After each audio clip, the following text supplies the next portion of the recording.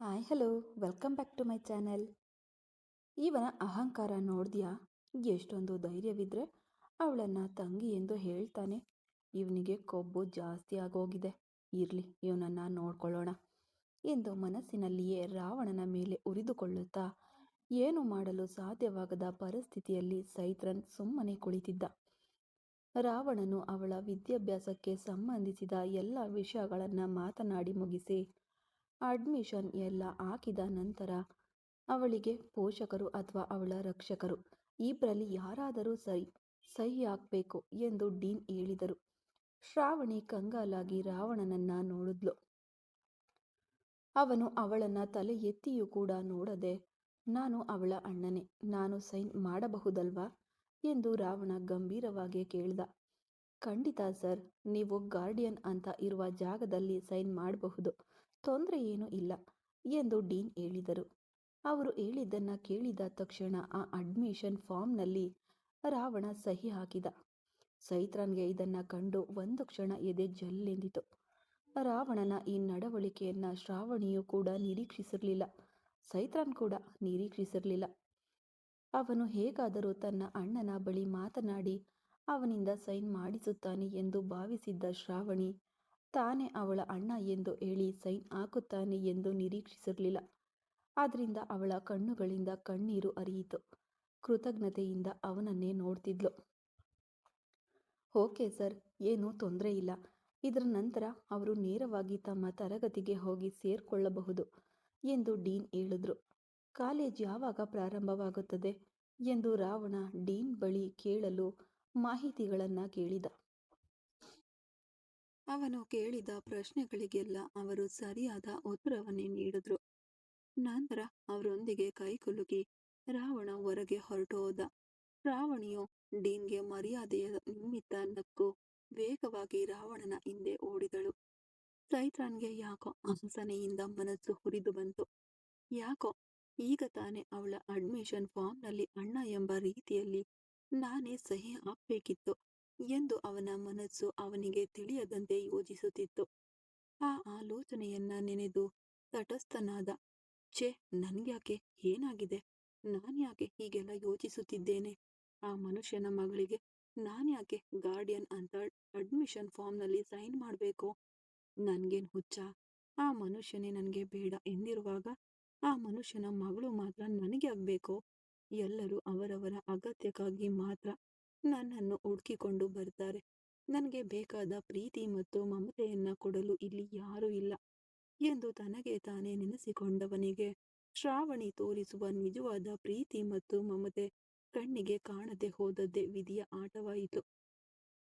ಅಣ್ಣ ನಿಲ್ಲಿ, ಅಣ್ಣ ಒಂದು ನಿಮಿಷ ನಿಲ್ಲಿ ಎಂದು ಕೂಗಿಕೊಳ್ಳುತ್ತಾ ರಾವಣನ ಹಿಂದೆ ಓಡಿ ಬಂದಳು ಶ್ರಾವಣಿ. ಅವಳು ಅಣ್ಣ ಎಂದು ಕರೆದ ಕರೆಯಲ್ಲಿ ರಾವಣ ಹಾಗೆಯೇ ನಿಂತುಬಿಟ್ಟ.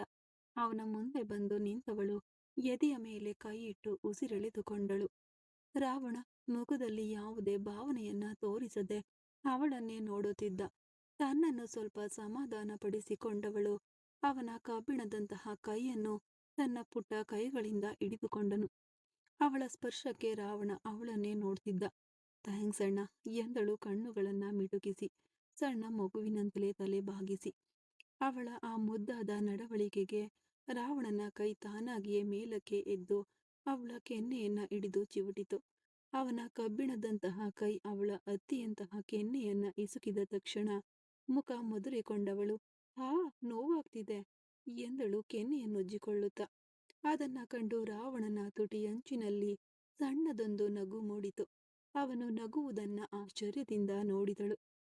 ನಿಮಗೆ ನಗುವುದಕ್ಕೂ ಗೊತ್ತಿದೆಯಾ ಅಣ್ಣ ಎಂದು ಕಣ್ಣು ಅರಳಿಸಿ ಅವಳು ಮಗುವಿನಂತೆ ಕೇಳಿದಾಗ ರಾವಣನಿಗೆ ಮತ್ತಷ್ಟು ನಗು ಬಂದಿತು.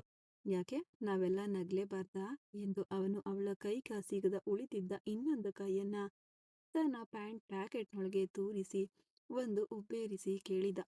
ಇಲ್ಲ, ಯಾವಾಗ ನೋಡಿದ್ರೂ ಕೋಪದಿಂದ ಗುರಾಯಿಸಿ ಎಲ್ರನ್ನ ನೋಡ್ತೀರಲ್ಲ, ಯಾಕೆ? ನಿನ್ನೆ ಕೂಡ ನನ್ನನ್ನು ಹಾಗೆ ನೋಡಿದ್ರಿ. ಇವತ್ತು ನೀವು ನಗುವುದನ್ನ ನೋಡಿದ ತಕ್ಷಣ ನನಗೆ ಆಶ್ಚರ್ಯವಾಯಿತು, ಅದಕ್ಕೆ ಕೇಳಿದೆ ಎಂದು ಅವಳು ಹೇಳಿದ್ಲು. ಸರಿ ಮೇಡಮ್, ಮಾತನಾಡಿ ಮುಗಿಸಿದ್ರೆ ಹೊರಡೋಣವಾ ಎಂದ ರಾವಣ. ಹೋಗೋಣ ಎಂದು ಅವಳು ಹೇಳಲು ತನ್ನ ಕೈಯನ್ನ ಹಿಡಿದಿದ್ದ ಅವಳ ಕೈಯನ್ನ ಬಿಗಿಗೊಳಿಸಿದವನು ಅವಳನ್ನ ಕರೆದುಕೊಂಡು ಮುಂದೆ ನಡೆದ.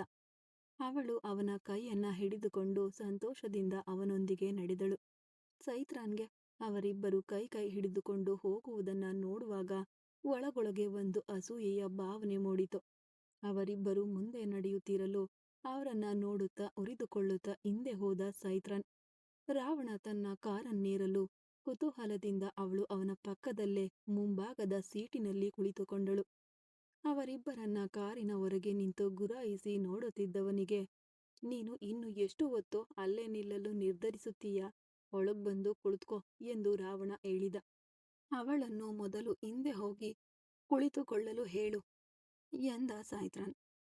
ಅವಳನ್ನ ಗುರಾಯಿಸುತ್ತಾ ಹೇಳಿದ.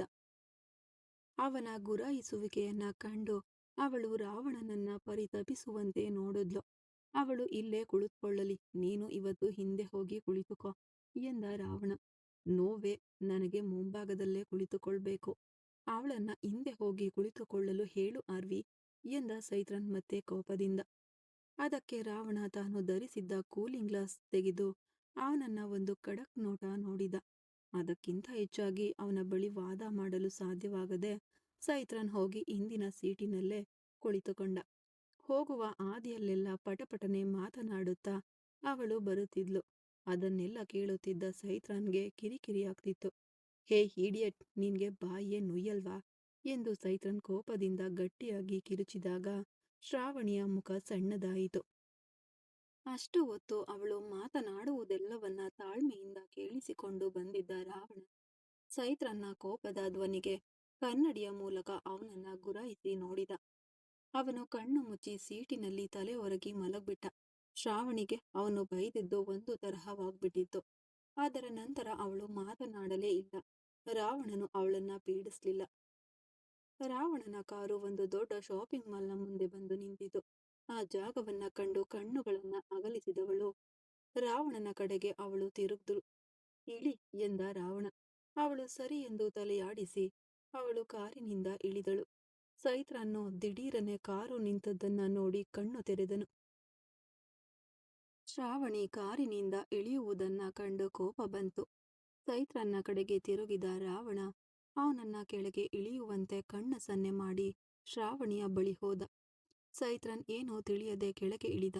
ಮತ್ತೆ ಅವಳ ಕೈಯನ್ನ ಬಿಗಿಯಾಗಿ ಹಿಡಿದುಕೊಂಡ ರಾವಣ ಅವಳನ್ನ ಕರೆದುಕೊಂಡು ಒಳಗೆ ಹೋಗಲು, ಒಳಗೆ ಹೋಗ್ಬೇಕೋ ಬೇಡವೋ ಎಂದು ಒಂದು ಸುದೀರ್ಘ ಚರ್ಚೆಯನ್ನ ಮನಸ್ಸಿನಲ್ಲೇ ನಡೆಸಿ ನಂತರ ಹೋಗೋಣ ಎಂದು ತೀರ್ಮಾನಿಸಿದನು. ಅವರ ಹಿಂದೆ ಬೇಗ ಬೇಗನೆ ಓಡಿ ಹೋದ ಸೈತ್ರನ್. ಮಕ್ಕಳ ಉಡುಪುಗಳಿರುವ ಮಹಡಿಗೆ ಹೋದ ರಾವಣ ಅವಳ ಕೈಯನ್ನ ಬಿಟ್ಟು, ನಿನಗೆ ಬೇಕಾದ ಡ್ರೆಸ್ ಹೋಗಿ ತಗೋ ಎಂದು ಅವಳಿಗೆ ಹೇಳಿದ. ಅವಳು ಅವನನ್ನೇ ಆಶ್ಚರ್ಯದಿಂದ ನೋಡಿದಳು. ಅವಳ ಆಶ್ಚರ್ಯ ಯಾತಕ್ಕಾಗಿ ಎಂಬುದನ್ನ ಅರಿತವನು, ನೀನು ಇರುವ ಸೈಜ್ಗೆ ನಿನಗೆ ಮಕ್ಕಳ ಡ್ರೆಸ್ ತೆಗೆದುಕೊಳ್ಳುವ ಜಾಗವೇ ಸರಿಯಾಗಿರುತ್ತೆ. ಅದಕ್ಕೆ ನಿನ್ನನ್ನ ಇಲ್ಲಿಗೆ ಕರೆದುಕೊಂಡು ಬಂದೆ. ಹೋಗು, ಹೋಗಿ ತಗೋ ಎಂದು ಸಣ್ಣದಾಗಿರುವ ಅವಳನ್ನ ಕಂಡು ರಾವಣ ಹೇಳಿದ.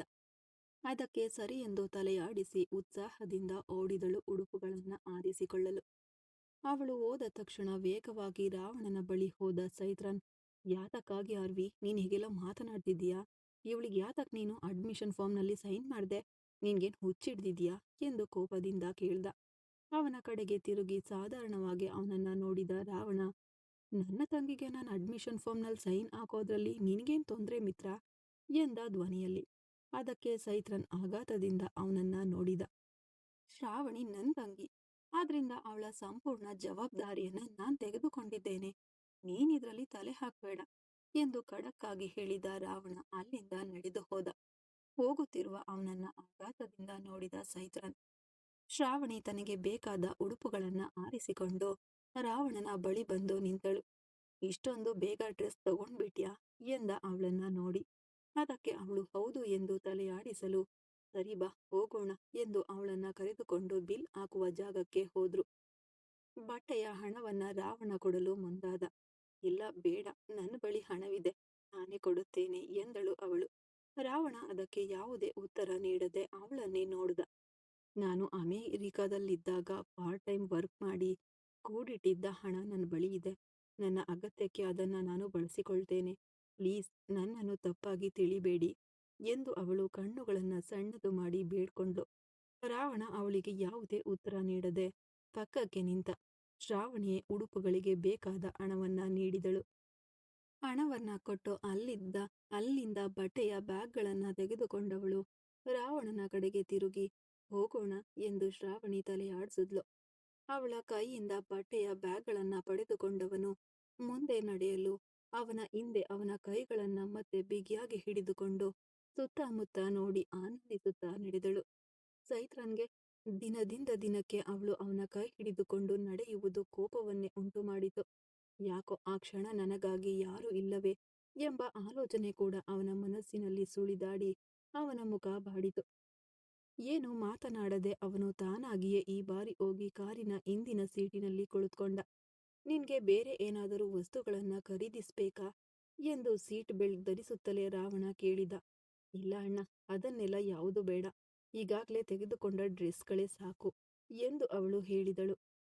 ಅದಲ್ಲ, ಅದೇನೋ ಹುಡುಗಿಯರೆಲ್ಲ ಮುಖಕ್ಕೆ ಬಳಸ್ಕೊಳ್ತಾರಲ್ಲ ಮೇಕಪ್ ವಸ್ತುಗಳು, ಅದ್ರಲ್ಲೇನಾದ್ರೂ ಖರೀದಿಸ್ಬೇಕಾ ಎಂದು ರಾವಣ ಮತ್ತೆ ಕೇಳ್ದ. ಅವನು ಹೇಳಿದ್ದನ್ನ ಕೇಳಿ ಅಯ್ಯೋ ಎಂದು ಮುಖ ಮುರಿದುಕೊಂಡವಳು ಅವಳ ನಡವಳಿಕೆಯನ್ನ ನೋಡಿ ಅವಳನ್ನ ನೋಡಿದವನು ಯಾಕೆ ಏನಾಯಿತು ಎಂದು ಕೇಳ್ದ. ಮೇಕಪ್ಪಾ? ಅಯ್ಯಯ್ಯೋ, ನನ್ಗದನ್ನೆಲ್ಲ ಇಷ್ಟವೇ ಆಗೋದಿಲ್ಲ. ನಾನು ಅದನ್ನೆಲ್ಲ ಹಚ್ಚಿಕೊಳ್ಳುವುದೇ ಇಲ್ಲ. ಮುಖದಲ್ಲಿ ಕಿಲೋಗಟ್ಟಲೆ ಹಿಟ್ಟು ಬಳ್ಕೊಂಡು ನಾನು ಏನ್ ಮಾಡ್ಲಿ? ಈಗಾಗ್ಲೇ ನಾನು ತುಂಬಾ ಸುಂದರವಾಗಿದ್ದೇನೆ ನೋಡಿ, ಇದ್ರಲ್ಲಿ ಇದನ್ನ ಬೇರೆ ಹಚ್ಕೊಳ್ಬೇಕಾ ಎಂದು ಅವಳು ಹೇಳಲು ಅವಳು ಹೇಳಿದ್ದನ್ನ ಕೇಳಿ ಸಣ್ಣದಾಗಿ ನಕ್ಕನು ರಾವಣ. ಹೋಗುವ ಹಾದಿಯಲ್ಲಿ ಹೋಟೆಲ್ನಲ್ಲಿ ಗಾಡಿಯನ್ನ ನಿಲ್ಲಿಸಿದನು. ಅವಳಿಗೆ ಬೇಕಾದ ಆಹಾರವನ್ನ ಖರೀದಿಸಿಕೊಟ್ಟು ಚೈತ್ರನನ್ನ ನೋಡಿದ. ಅವನು ಏನು ಹೇಳದೆ ಹಾಗೆಯೇ ಕುಳಿತಿದ್ದ. ನಿನ್ಗೇನ್ ಬೇಕೋ ಆರ್ಡರ್ ಮಾಡ್ಕೊ ಎಂದು ರಾವಣ ಹೇಳಿದ. ನನ್ಗೆ ಹಸಿವಿಲ್ಲ, ನೀವಿಬ್ರು ತಿಂದು ಬನ್ನಿ, ನಾನು ಕಾರಿನಲ್ಲಿ ಕಾಯುತ್ತೇನೆ ಎಂದು ಚೈತ್ರನ್ ಹೇಳಲು ಹೋದಾಗ ನೀನು ತಿಂದೇ ಹೋಗ್ಬೇಕು ಎಂದ ಖಡಕ್ಕಾಗಿ ಅವನ ಕೈಯನ್ನ ಬಿಗಿಯಾಗಿ ಹಿಡಿದು ತಡೆಯುತ್ತಾ ರಾವಣ. ಅದರಲ್ಲಿ ಬೇರೆ ದಾರಿ ಇಲ್ಲದೆ ಅವನು ಕುಳಿತುಕೊಳ್ಳಲು ತನಗೂ ಅವನಿಗೂ ಆಹಾರವನ್ನ ಆರ್ಡರ್ ಮಾಡಿದ ರಾವಣ. ಆಹಾರವನ್ನ ಅವನ ಮುಂದೆ ತಳ್ಳಿಟ್ಟು ಕಣ್ಣುಗಳಿಂದ ತಿನ್ನು ಎಂದು ಆಜ್ಞಾಪಿಸಲು ಇಷ್ಟವಿಲ್ಲದಿದ್ದರೂ ತಿನ್ನಲು ಪ್ರಾರಂಭಿಸಿದ. ಶ್ರಾವಣಿ ತನಗೆ ಇಷ್ಟವಾದ ಮಸಾಲ ದೋಸೆ ಮತ್ತು ಇಡ್ಲಿ ತಿನ್ನುತ್ತಿರಲು ಚೈತ್ರನ್ಗೆ ಅವಳು ತಿನ್ನುವುದನ್ನ ನೋಡುವಾಗ ಅವಳನ್ನ ಮಗುವಿನಂತೆ ಭಾವಿಸ್ಬೇಕೆನ್ನಿಸಿತು. ವೇಗವಾಗಿ ತಿಂದು ಮುಗಿಸಿ ರಾವಣನನ್ನು ಅವಳು ತಲೆ ಎತ್ತಿ ನೋಡಿದ್ಲು. ಬೇರೆ ಏನ್ ಬೇಕು ಎಂದ ಅವನಿಗೆ ಅವಳ ಮನಸ್ಸು ತಿಳಿದಂತೆ. ಅವಳು ಐಸ್ ಕ್ರೀಮ್ ಎಂದು ಸಣ್ಣ ಮಗುವಿನಂತೆ ಕಣ್ಣುಗಳನ್ನ ಮಿಟುಕಿಸಿ ಕೇಳಿದಳು. ಅವಳಿಗೆ ಇಷ್ಟವಾದ ಐಸ್ ಕ್ರೀಮ್ ಆರ್ಡರ್ ಮಾಡಿ ಅವಳಿಗೆ ನೀಡಿದ ರಾವಣ. ಥ್ಯಾಂಕ್ಸ್ ಎಂದು ಮತ್ತೆ ಮಗುವಿನಂತೆ ನಗುತ್ತಾ ಹೇಳಿ ಐಸ್ ಕ್ರೀಮ್ ತಿನ್ನಲು ಪ್ರಾರಂಭಿಸಿಬಿಟ್ಟಳು. ಕೈ ಮುಖವೆಲ್ಲ ಹಚ್ಚಿಕೊಂಡು ಅವಳು ತಿನ್ನುತ್ತಿದ್ದಳು. ತನ್ನ ಕರ್ಚೀಫ್ನಿಂದ ರಾವಣ ಅವಳ ಮುಖದಲ್ಲಿದ್ದ ಐಸ್ ಕ್ರೀಮ್ ಅನ್ನೆಲ್ಲ ಒರೆಸಿ ಅವಳ ಮುಖದ ಮೇಲೆ ಬೀಳುತ್ತಿದ್ದ ಕೂದಲಿನ ಎಳೆಗಳನ್ನ ಕಿವಿಯೊಳಗೆ ಸಿಕ್ಕಿಸುತ್ತಿರಲು ಚೈತ್ರನ್ಗೆ ಅದಕ್ಕಿಂತ ಹೆಚ್ಚಾಗಿ ಅದನ್ನ ನೋಡಲು ಸಾಧ್ಯವಾಗಲಿಲ್ಲ. ವೇಗವಾಗಿ ಅರ್ಧ ಆಹಾರದಲ್ಲೇ ಎದ್ದವನು ಅಲ್ಲಿಂದ ಹೋಗಲು ಮುಂದಾದ. ಮಿತ್ರ ಎಂದು ರಾವಣ ಕೋಪದಿಂದ ಕರೆದ. ಇದಕ್ಕಿಂತ ಹೆಚ್ಚಾಗಿ ನನ್ನನ್ನು ಫೋರ್ಸ್ ಮಾಡಬೇಡ ಅರ್ವಿ. ನನಗೆ ಇದಕ್ಕಿಂತ ಹೆಚ್ಚಾಗಿ ತಿನ್ನಲು ಇಷ್ಟವಿಲ್ಲ. ಇದಕ್ಕಿಂತ ಹೆಚ್ಚಾಗಿ ಏನನ್ನು ಕೇಳಬೇಡ ಎಂದು ಕೋಪದಿಂದ ಹೇಳಿ ಹೊರಗೆ ಹೊರಟೋದ. ಅವನು ಅರ್ಧ ಆಹಾರದಲ್ಲೇ ಎದ್ದು ಹೋಗುವುದನ್ನ ನೋಡಿದ ಅವನ ತಂಗಿಗೆ ಚಿಂತೆಯಾಯಿತು. ಅಣ್ಣ ಯಾಕೆ ತಿನ್ನದೆ ಹೋಗ್ತಿದ್ದಾನೆ ಎಂದು ಬೇಸರದಿಂದ ಕೇಳಿದ್ಲು. ಅವನಿಗೆ ನಾವಿಬ್ಬರು ಕ್ಲೋಸ್ ಆಗಿರುವುದನ್ನ ನೋಡಿ ಅಸೂಯೆ ಬಂದಿದೆ. ಅದಕ್ಕೆ ಇದ್ದಕ್ಕಿಂತ ಚೆನ್ನಾಗಿ ಇಲ್ಲೇ ಇರಲು ಸಾಧ್ಯವಿಲ್ಲ ಎಂದು ಎದ್ದು ಓಡ್ತಿದ್ದಾನೆ. ಅವನ್ನೆಲ್ಲ ನೀನು ಗಣನೆಗೆ ತೆಗೆದುಕೊಳ್ಬೇಡ, ನೀನ್ ತಿನ್ನು ಎಂದ ರಾವಣ. ಅವಳ ತುಟಿಯಲ್ಲಿ ಹರಿಯುತ್ತಿದ್ದ ಐಸ್ ಕ್ರೀಮ್ ಒರೆಸುತ್ತಾ ಹೇಳಿದ. ಆದರೂ ಅಣ್ಣ ಪಾಪ ಅಲ್ವಾ, ಅವನಿಗೆ ಏನಾದ್ರೂ ತಿನ್ನಲು ಪಾರ್ಸಲ್ ಕೊಡಿ ಎಂದು ಅವಳು ಮಗುವಿನಂತೆ ಕೇಳಿದ್ಲು. ಅದೇ ನೋಡ್ದೆ, ಏನಿದು ಅಣ್ಣನಿಗೆ ಒಂದೆಂದರೆ ತಂಗಿ ಇನ್ನೊಂದು ಪಟಪಟನೆ ಗಲಿಬಿಲಿಗೊಳ್ತಿಲ್ವಲ್ಲ ಎಂದು ನೋಡ್ದೆ. ಹೀಗೋ ಪ್ರಾರಂಭವಾಗ್ಬಿಟ್ಟಿತ್ತು. ಸರಿ ಸರಿ, ನಿಮ್ಮ ಅಣ್ಣನಿಗೆ ಪಾರ್ಸಲ್ ತೆಗೆದುಕೊಂಡು ಹೋಗಿ ಕೊಡೋಣ. ಈಗ ನೀನು ಮೊದಲು ತಿನ್ನು ಎಂದು ರಾವಣ ಹೇಳಿದ. ಮನಸ್ಸಿಲ್ಲದಿದ್ದರೂ ಐಸ್ ಕ್ರೀಮ್ ಸವಿಯಲು ಪ್ರಾರಂಭಿಸಿದಳು ಶ್ರಾವಣಿ. ದಿನಗಳು ಹೇಗೆ ವೇಗವಾಗಿ ಕಳೆದವು ಎಂದು ಯಾರಿಗೂ ತಿಳಿಯಲಿಲ್ಲ. ಅಷ್ಟೊಂದು ಬೇಗ ರಾವಣ ನಿಗದಿಪಡಿಸಿದ್ದ ಮದುವೆಯ ದಿನಾಂಕವು ಹತ್ತಿರವಾಯಿತು. ಬೆಳಿಗ್ಗೆ ಕಚೇರಿಗೆ ಹೋಗಲು ವಾಸುದೇವನ್ ಸಿದ್ಧರಾಗುತ್ತಿದ್ರು. ಅವರ ಮೊಬೈಲ್ ಕರೆ ಮಾಡಿದ ರಾವಣ ಅವನು ಎಂಬುದನ್ನ ಕಂಡು ಇಷ್ಟವಿಲ್ಲದೆ ಕರೆಯನ್ನ ಸ್ವೀಕರಿಸಿ ಕಿವಿಯಲ್ಲಿಟ್ಕೊಂಡ್ರು. ಹೇಳಿ ಎಂದು ಹೇಳಲು ಬಂದವರು ಮಧ್ಯದಲ್ಲೇ ನಿಲ್ಲಿಸಿ, ಹೇಳಿ ಆರ್ವಿ ಎಂದರು ಶೂನ್ಯ ಧ್ವನಿಯಲ್ಲಿ. ಅವರ ಧ್ವನಿಯಲ್ಲಿರುವ ವ್ಯತ್ಯಾಸವನ್ನು, ಅವರು ಕರೆದ ರೀತಿಯನ್ನ ಕಂಡೆ ಅವರ ಮನಸ್ಥಿತಿಯನ್ನ ಅರ್ಥೈಸಿಕೊಂಡನು. ಲಾಸ್ಟ್ ಮಿನಿಟ್ನಲ್ಲಿ ಮ್ಯಾರೇಜ್ ಫಿಕ್ಸ್ ಮಾಡಿದ್ದರಿಂದ ದೇವಸ್ಥಾನದಲ್ಲಿ ಮ್ಯಾರೇಜ್ ಮಾಡಲು ಸಾಧ್ಯವಾಗದ ಪರಿಸ್ಥಿತಿ ಬಂದಿದೆ. ಸೊ ಅದಕ್ಕೆ ಮ್ಯಾರೇಜ್ ನನ್ನ ಮನೆಯಲ್ಲೇ ಇಟ್ಕೊಳ್ಳೋಣ ಎಂದು ಸಡಿಲಗೊಳ್ಳದೆ ರಾವಣ ಒಂದು ಬಾಂಬ್ ಹಾಕಿದ. ಅವನು ಹೇಳಿದ್ದನ್ನ ಕೇಳಿದ ವಾಸುದೇವನ್ಗೆ ಒಳಗೊಳಗೆ ಆಘಾತವಾದ್ರೂ ಅದನ್ನ ಹೊರಗೆ ತೋರಿಸಿಕೊಳ್ಳದವರು, ಇದೇನಾ ನಿಮ್ ನಿರ್ಧಾರ ಮಿಸ್ಟರ್ ಆರ್ವಿ ಎಂದರು ಕೋಪ ಮರೆಸಿದ ಧ್ವನಿಯಲ್ಲಿ. ಇದರಲ್ಲಿ ಯಾವುದೇ ಬದಲಾವಣೆ ಇಲ್ಲ. ನಾನು ನಿರ್ಧಾರ ತೆಗೆದುಕೊಂಡರೆ ತೆಗೆದುಕೊಂಡಂತೆಯೇ. ಹರ್ಷಿಕಾಗೆ ಮದುವೆಗೆ ನಾನು ಈಗಾಗಲೇ ತೆಗೆದುಕೊಂಡ ಸೀರೆ ಇದೆ, ಅದನ್ನೇ ಅವಳಿಗೆ ಧರಿಸಿಕೊಳ್ಳಲು ಹೇಳಿ. ನನ್ನ ಮೊದಲ ಹೆಂಡತಿ ವೃಷಿಕಾಗೆ ನಾನು ಬೇರೆ ಸೀರೆ ತಂದು ಕೊಡುತ್ತೇನೆ. ಎಂದು ರಾವಣ ಸಾಧಾರಣವಾಗಿ ಹೇಳಿದ. ಅವನು ಹೇಳಿದ ಮೊದಲ ಹೆಂಡತಿ ಎಂಬ ಪದಕ್ಕೆ ರೊಚ್ಚಿಗೆದ್ದರು ವಾಸುದೇವನ್. ನಿಮಗೆಲ್ಲ ಸ್ವಲ್ಪವೂ ಮನಸ್ಸಾಕ್ಷಿಯೇ ಇಲ್ಲ. ಯಾಕೆ ಇಷ್ಟು ಕೆಟ್ಟದಾಗಿ ನಡ್ಕೊಳ್ತಿದ್ದೀರಾ? ನಿಮಗೂ ಹರ್ಷಿಕಾಗೂ ಮದುವೆ ನಡೆಯಬೇಕಿತ್ತು. ಅಂದು ನಡೆದ ಸಮಸ್ಯೆಯಲ್ಲಿ ನೀವೇ ಅನಗತ್ಯವಾಗಿ ವೃಷಿಕಾಳನ್ನ ಒಳಗೆ ಎಳೆದು ಅವಳ ಕತ್ತಿನಲ್ಲಿ ತಾಳಿ ಕಟ್ಟಿದ್ರಿ. ನೀವು ಮಾಡಿದ್ದು ತಪ್ಪು ಎಂದು ನಾನು ಅಂದೇ ನಿಮಗೆ ಹೇಳಿದೆ. ಆದ್ರೆ ನೀವು ನನ್ನ ಕುಟುಂಬವನ್ನ ಸೇಡು ತೀರಿಸಿಕೊಳ್ಳಲು ಇದನ್ನ ಮಾಡುತ್ತೇನೆ ಅದನ್ನ ಮಾಡುತ್ತೇನೆ ಎಂದು ಹೇಳಿ ಅನಗತ್ಯವಾಗಿ ನನ್ನ ಎರಡನೆಯ ಮಗಳ ಜೀವನವನ್ನ ಹಾಳು ಮಾಡಿದ್ರಿ. ಅಂದು ಹೇಗಾದರೂ ನೀವಿಬ್ರು ಸಂತೋಷವಾಗಿ ಬಾಳುತ್ತೀರಾ ಎಂದೇ ನಾನು ಮತ್ತು ನನ್ನ ಹೆಂಡತಿ ಸುಮ್ಮನೆ ಎಲ್ಲವನ್ನ ಸಹಿಸಿಕೊಂಡಿದ್ದೆವು. ಆದ್ರೆ ಈಗ ನೀವು ಮಾಡುತ್ತಿರುವುದು ತುಂಬಾ ಗಡಿ ದಾಟಿ ಹೋಗುತ್ತಿದೆ ಮಿಸ್ಟರ್ ಆರ್ವಿ. ಒಂದು ಹುಡುಗಿಯನ್ನ ಮದುವೆಯಾಗಿ ಅವಳನ್ನ ಮಧ್ಯದಲ್ಲೇ ಬಿಟ್ಟು ಈಗ ಇನ್ನೊಂದು ಹುಡುಗಿಯನ್ನ ಮದುವೆಯಾಗಬೇಕೆಂದು ಅನ್ನುತ್ತಿದ್ದೀರಲ್ಲ, ಅದು ನಿಮ್ಮ ಹೆಂಡತಿಯ ಅಕ್ಕನ್ನೇ ಮದುವೆಯಾಗಬೇಕೆಂದು ಅನ್ನುತ್ತಿದ್ದೀರಲ್ಲ, ಅದೆಲ್ಲ ಸ್ವಲ್ಪ ನ್ಯಾಯ ಎಂದು ನಿಮಗೆ ಅನ್ನಿಸುತ್ತಿದೆಯಾ ಎಂದು ವಾಸುದೇವನ್ ಕೋಪದಿಂದ ಕೇಳಿದ್ರು. ನೀತಿ, ನೇರತೆ, ನ್ಯಾಯ ಇದೆಲ್ಲವನ್ನ ನನ್ನ ಬಳಿ ನಿರೀಕ್ಷಿಸಬೇಡಿ. ನನಗೆ ಯಾವುದು ಸರಿ ಅನ್ನಿಸುತ್ತದೋ ಅದನ್ನೇ ನಾನು ಮಾಡುತ್ತೇನೆ. ಹರ್ಷಿಕಾ ಸಮಸ್ಯೆ ಮುಗಿದು ಹೋಗಿ ಮದುವೆಯವರೆಗೆ ಬಂದಿದೆ. ಇದಕ್ಕಿಂತ ಹೆಚ್ಚಾಗಿ ಹಳೆಯದರ ಬಗ್ಗೆ ಮಾತನಾಡಿ ಅನಗತ್ಯವಾಗಿ ನನ್ನನ್ನ ಕೋಪಗೊಳಿಸಬೇಡಿ. ನಾನು ಹೇಳಿದ್ದನ್ನ ಮಾತ್ರ ಮಾಡಿ. ವೃಷಿಕಾಗೆ ನಾಳೆ ಬೆಳಿಗ್ಗೆ ಸೀರೆ ನಿಮ್ಮ ಮನೆಗೆ ಬಂದು ತಲುಪುತ್ತದೆ. ಅದನ್ನ ಅವಳಿಗೆ ಕೊಟ್ಬಿಡಿ. ಮದುವೆಗೆ ಇನ್ನು 2 ದಿನಗಳಿವೆ. ನಾಳೆ ಬೆಳಿಗ್ಗೆ function and evening mehndi function ಇಟ್ಕೊಳ್ಳೋಣ. ನಾಳಿದ್ದು morning marriage, after marriage reception ಇಟ್ಕೊಳ್ಳೋಣ ಎಂದು ಹೇಳಿದವನು ಅಷ್ಟೇ ಎಂಬಂತೆ ಸುಮ್ಮನಾಗ್ಬಿಟ್ಟ. ವಾಸುದೇವನ್ ಕೂಡ ಏನು ಹೇಳಲಿಲ್ಲ. ಕೊನೆಯದಾಗಿ ಒಂದೇ ಒಂದು ಬಾರಿ ನನ್ನ ಮಗಳ ಬಗ್ಗೆ ನೀವು ಯೋಚಿಸಿ ನೋಡ್ಬೇಕಲ್ಲ ಆರ್ವಿ ಎಂದು ವಾಸುದೇವನ್ ಪಾಪದ ಪರಿಸ್ಥಿತಿಗೆ ಹೋಗ್ಬಿಟ್ರು. ರಾವಣ ಏನು ಹೇಳಲಿಲ್ಲ. ಇದಕ್ಕಿಂತ ಹೆಚ್ಚಾಗಿ ಅವನ ಬಳಿ ಮಾತನಾಡಿ ಬದಲಾಗುವುದಿಲ್ಲ ಎಂಬುದನ್ನ ಅರಿತವರು ಸುಮ್ಮನಾಗ್ಬಿಟ್ರು. ಸರಿ, ನಾನು ಫೋನ್ ಇಡುತ್ತೇನೆ. ನಾನು ಹೇಳಿದ್ದನ್ನೆಲ್ಲ ನಿನಗೆ ನೆನಪಿರುತ್ತದೆ ಅಂದುಕೊಳ್ಳುತ್ತೇನೆ. ಅದರಂತೆ ಎಲ್ಲವನ್ನ ಸರಿಯಾಗಿ ಮುಗಿಸಿ ಎಂದು ಹೇಳಿದವನು ಕರೆಯನ್ನ ಕಡಿತಗೊಳಿಸಿಬಿಟ್ಟ. ಮೊಬೈಲನ್ನ ಎತ್ತಿ ಮಂಚದ ಮೇಲೆ ಎಸೆದರು ಕೋಪದಿಂದ ವಾಸುದೇವನ್. ಆ ಸಮಯದಲ್ಲಿ ಆದವಿ ಕೋಣೆಯೊಳಗೆ ಪ್ರವೇಶಿಸಿದ್ರು. ವಾಸುದೇವನ್ ಈಗಾಗಲೇ ಅವರ ಮೇಲಿದ್ದ ಕೋಪದಲ್ಲಿ ಅವರನ್ನ ಗಣನೆಗೆ ತೆಗೆದುಕೊಳ್ಳದೆ ಕೋಣೆಯಿಂದ ಹೊರಗೆ ಹೋಗಲು ಮುಂದಾದ್ರು. ಅವರನ್ನ ತಡೆದು ಅವರನ್ನ ಬಿಗಿಯಾಗಿ ಅಪ್ಪಿಕೊಂಡು ಅವರ ಮೇಲೆ ವಾಲಿ ಕಣ್ಣೀರು ಸುರಿಸಿದಳು ಆದವಿ. ನಾನು ಮಾಡಿದ್ದು ತಪ್ಪೇರಿ. ಅಂದು ಹರ್ಷಿಯನ್ನು ಹಾಗೆ ಮಾತನಾಡಬಾರ್ದಿತ್ತು. ಆದ್ರೆ ನನ್ನ ಪರಿಸ್ಥಿತಿಯನ್ನು ನೀವು ಸ್ವಲ್ಪ ಅರ್ಥೈಸಿಕೊಳ್ಬೇಕಲ್ವಾ? ನಾನು ಮಾಡಿದ ತಪ್ಪಿಗೆ ನೀವು ಈಗಾಗಲೇ ನನ್ನ ಬಳಿ ಮಾತನಾಡದೆ ದೊಡ್ಡ ಶಿಕ್ಷೆ ನೀಡ್ಬಿಟ್ರಿ. ಇದಕ್ಕಿಂತ ಹೆಚ್ಚಾಗಿ ನನ್ನಿಂದ ನಿಮ್ಮ ದೂರವನ್ನ ತಡೆದುಕೊಳ್ಳಲು ಸಾಧ್ಯವಿಲ್ಲ ಎಂದು ಆದವಿ ಕಣ್ಣೀರಿನಿಂದ ತನ್ನ ಗಂಡನ ಎದೆಯ ಮೇಲೆ ವಾಲಿ ಕಣ್ಣೀರು ಸುರಿಸಿದರು. ಇದಕ್ಕಿಂತ ಹೆಚ್ಚಾಗಿ ತನ್ನ ಹೆಂಡತಿಯನ್ನ ಶಿಕ್ಷಿಸುವ ಆಲೋಚನೆಯಿಲ್ಲದೆ ಅವರನ್ನ ಅಪ್ಪಿಕೊಂಡರು ವಾಸುದೇವನ್. ಅದು ಆರ್ವಿ ಇಷ್ಟೆಲ್ಲ ಫೋನ್ ಮಾಡಿದ್ರು ಅವರು ಎಂದು ವಾಸುದೇವನ್ ಪ್ರಾರಂಭಿಸುವಾಗ ಅವರು ಏನ್ ಹೇಳಿರುತ್ತಾರೆ ಎಂದು ನನಗೆ ಗೊತ್ತು ಎಂದರು ಶೂನ್ಯ ಧ್ವನಿಯಲ್ಲಿ ಆದವಿ. ಅವರ ಮುಖವನ್ನ ಕಂಡು ವಾಸುದೇವನ್ಗೆ ಚಿಂತೆಯಾಗಿ, ಹಾಗಾದ್ರೆ ನಮ್ಮ ವೃಷಿಯ ಜೀವನ ಅಷ್ಟೇನಾ ಎಂದು ಕಂಗಾಲಾದ ಧ್ವನಿಯಲ್ಲಿ ಆದವಿ ಕೇಳಿದ್ರು. ಅದಕ್ಕೆ ನಾನು ಒಂದು ನಿರ್ಧಾರ ತೆಗೆದುಕೊಂಡಿದ್ದೇನೆ. ಅದು ಎದುರು ಗಂಭೀರವಾದ ಧ್ವನಿಯಲ್ಲಿ ವಾಸುದೇವನ್ ತನ್ನ ಗಂಡ ಏನ್ ಹೇಳಲಿದ್ದಾರೆ ಎಂದು ಆದವಿ ಅವರನ್ನೇ ನೋಡ್ತಿದ್ಲು. ಮುಂದೆ ವಾಸುದೇವನ್ ಹೇಳಿದ್ರಲ್ಲಿ ಆಘಾತದ ಗಡಿಗೆ ಹೋಗ್ಬಿಟ್ರು. ಏನ್ರಿ, ಏನ್ ಮಾತನಾಡುತ್ತಿದ್ದೀರಾ ನೀವು? ಅರ್ಥ ಮಾಡ್ಕೊಂಡು ಮಾತನಾಡುತ್ತಿದ್ದೀರಾ ಎಂದು ಆದವಿ ಗಾಬರಿಯಿಂದ ಕೇಳಿದ್ರು.